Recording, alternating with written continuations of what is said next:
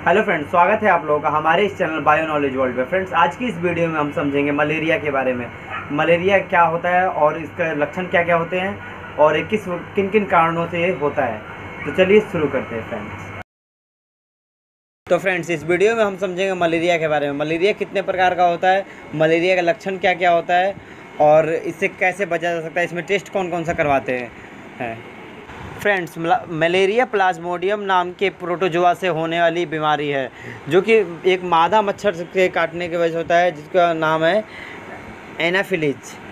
Friends, malaria का मच्छर अधिकतर रात में ही काटता है, दिन में नहीं काटता है। वो जो दिन में काटता है वो डेंगू वाले मच्छर होते हैं।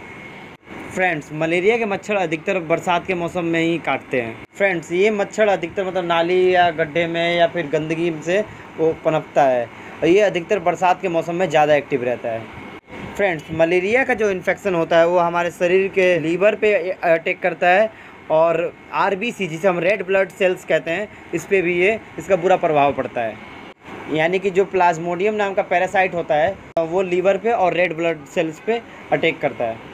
अगर किसी व्यक्ति को मलेरिया का मच्छर काटता है, काटने के 1 हफ्ते बाद उसको बुखार या सिम्टम्स नज़र आने लगता है, लेकिन कुछ लोगों में 1 महीना या 15 दिन लग जाता है लक्षण आने में। कभी कभी बिना लक्षण के ही मलेरिया शरीर में 1 साल तक रह सकता है। फ्रेंड्स, तो चलिए अब बात करते हैं मलेरिया एक व्यक्ति से दूसरे व्यक्ति में कैसे होता है। फ्रेंड्स, ब्लड कांटेक्ट की वजह से ये हो जाता है। ब्लड ट्रांसमिशन, मच्छर के काटे जाने की वजह से ये ब्लड ट्रांसमिशन हो जाता है। जैसे कि मान लीजिए अभी मुझे काटा और वो फिर किसी और काटेगा, देन इस वजह से ये डिस्ट्रीब्यूट हो जाता है।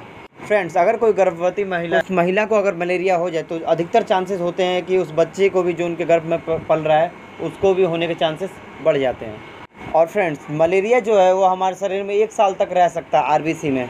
फ्रेंड्स, अगर कोई मलेरिया इन्फेक्टेड व्यक्ति ब्लड डोनेट करता है तो उसका जो ब्लड जो लेगा जो व्यक्ति, उसको भी मलेरिया हो जाएगा।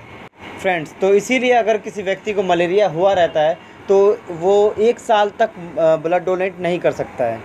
तो फ्रेंड्स, इसका कारण यही है कि एक व्यक्ति से दूसरे व्यक्ति में ये हो सकता है, इस वजह से वो 1 साल तक ब्लड डोनेट नहीं कर सकता।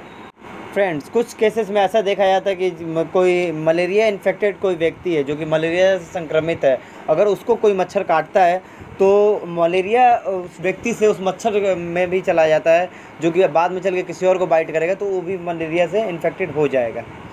फ्रेंड्स, प्लाज्मोडियम के जाने की वजह से वो व्यक्ति भी संक्रमित हो जाएगा। और फ्रेंड्स, चलिए अब मलेरिया के टेस्ट के बारे में बात करते हैं, कौन कौन सा जांच होता है। पहला जांच एक तो होता है जो कि अधिकतर डॉक्टर लिखते हैं एमपी, जिसका मतलब है मलेरिया पैरासाइट। फ्रेंड्स, इस टेस्ट में एक टेस्ट ब्लड का टेस्ट सैंपल लिया जाता है और इसको माइक्रोस्कोप से देखा जाता है कि आरबीसी में प्लाज्मोडियम पैरासाइट है या नहीं। अगर प्लाज्मोडियम पैरासाइट होता है तो इसके बेस पे डिसाइड होता है उसको मलेरिया है।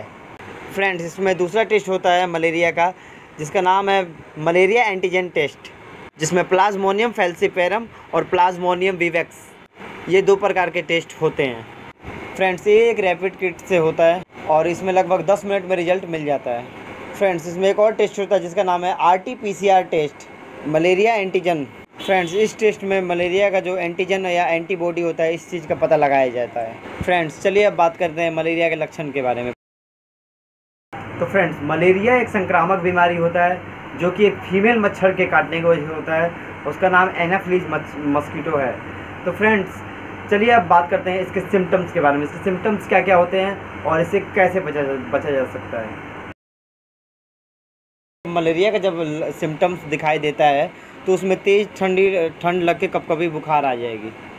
फ्रेंड्स, और बुखार आने के लगभग 3 से 4 घंटे तक बुखार मतलब कंटिन्यू रहता है और उसके बाद से पसीने के साथ साथ उस व्यक्ति का बुखार जो है वो उतर जाता है। फ्रेंड्स, ये जो साइकिल होता है, ठंड लग के बुखार आना और पसीने के साथ बुखार उतर जाना, ये दिन में भी 2 बार हो सकता है या फिर रात में भी 2 बार हो सकता है, या 2 या 3 दिन पे ये साइकिल ये चलता रहता है कंटिन्यू।